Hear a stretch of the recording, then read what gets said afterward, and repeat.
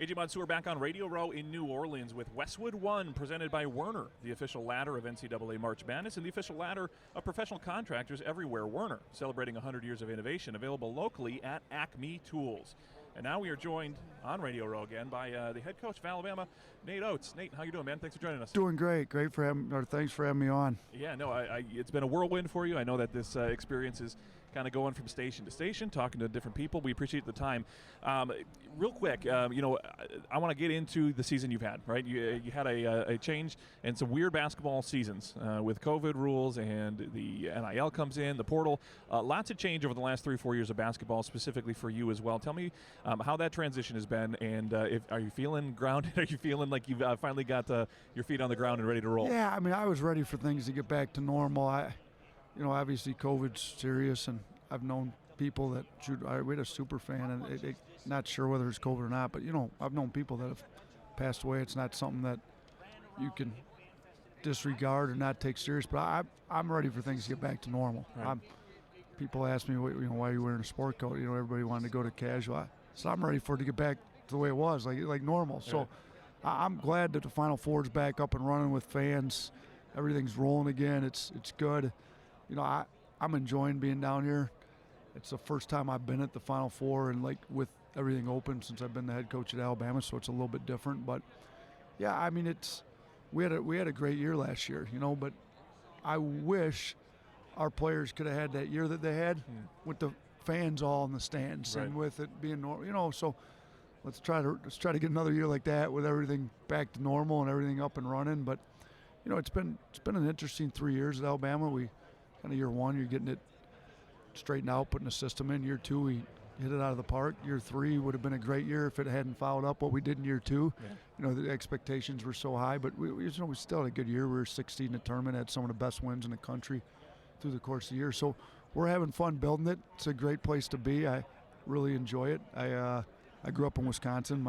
We'll get to that. Yeah, we'll get to that. Yeah. So I'm familiar with Minneapolis. Yeah, well, let's go there. Yeah, the Midwest basketball scene, for some, it seems like it's splashed and it's now up on the level with other places across the country. You have probably had your hand on the pulse, and you've obviously paid attention to the Midwest basketball, Wisconsin, Minnesota, whatever it is.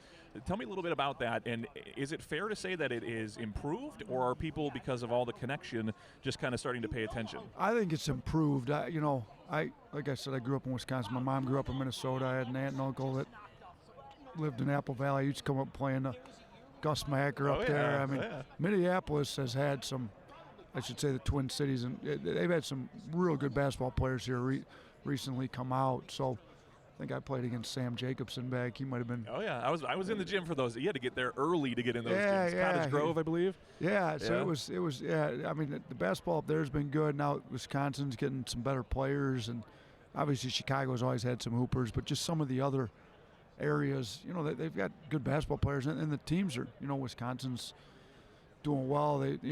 They're playing well. There's some good programs across the country, and I think just different places are showing.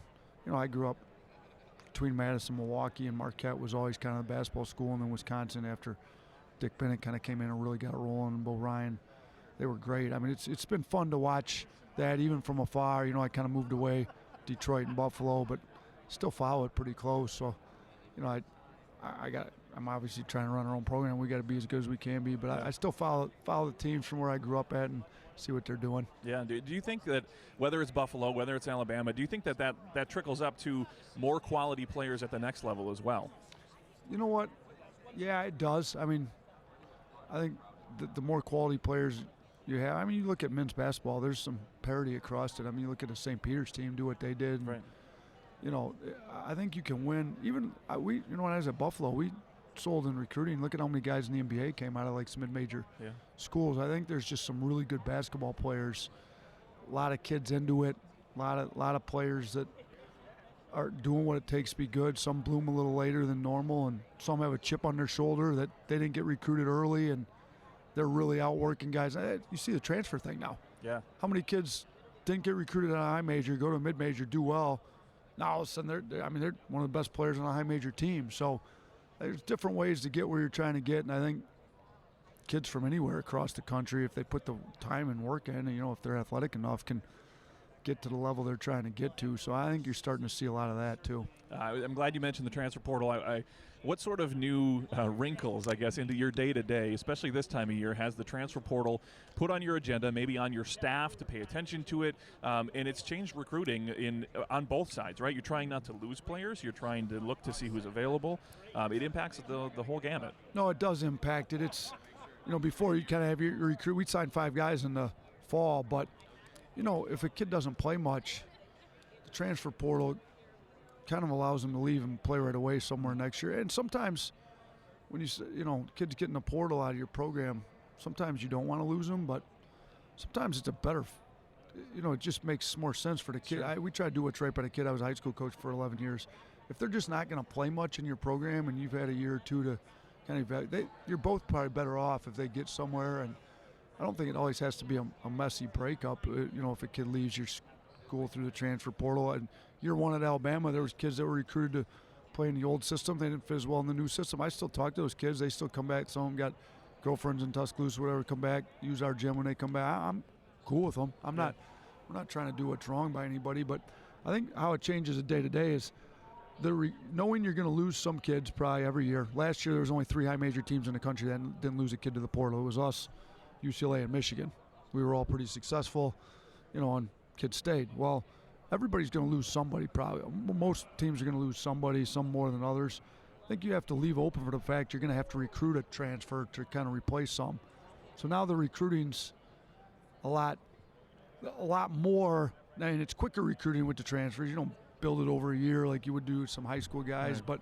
but you got to get out. I came straight to the Final Four from a recruiting trip. I had some issues with some flights with the storms and stuff coming in, but yeah, we're out recruiting right now. Where maybe if we'd assigned 5 guys in the fall and we kind of had our roster set, maybe you wouldn't have to be out right now after the season's over. Well, you're going to have to do a little bit more of that now. Perfect. Last question for Nate Oats, the head coach at the University of Alabama. You mentioned you grew up in Wisconsin. I'd be remiss if I didn't turn the direction this way for everybody at home and everybody in Wisconsin too. Safe to assume you're a Packer fan? I am. I'm a big Packer fan. Okay. Yeah. How are we feeling? I mean, there's been a lot of changes. Yeah, some big moves that have kept people, and then some that have lost. So the pro day at Alabama was this week, so I went out to eat at a restaurant. I was interviewing a strength coach. We got an opening, and we sat right next to 2 Packer, front office scout guys. So they introduced me to them. I had to talk. I'm like, what are we going to do? We got to get a receiver. Like where are we at? So they're talking, but good to have Aaron Rodgers back for sure. I mean, can never argue with that. Don't want the MVP to leave on you. Yeah. Would have been nice to keep Devontae, but I think we get some receivers in, and look, I'm gonna let them do their job. They seem to be pretty good at it. Just be nice if we could win in the regular season and the postseason. It'd be great to get. I mean, Aaron Rodgers needs to win another Super Bowl. Yeah. He's pretty good. He wins a lot of MVPs. We need to get that right one time. I'd go nuts down there. And Alabama doesn't have an NFL team, so I can be a Packers fan. In Buffalo it was a little harder. Right. I had an NFC and an AFC team. Right. So but yeah, no, I'm all Packers. So sorry to the Vikings fan. My mom's a Vikings fan. She grew up in Minnesota, but so you know all about it. Yeah. We may not like Aaron Rodgers, but we can respect him and respect the player that he is. There you go. Nate Oats, thanks for your time. I appreciate it. Enjoy your weekend and enjoy the games this weekend. All right, thanks for having me on. Appreciate it.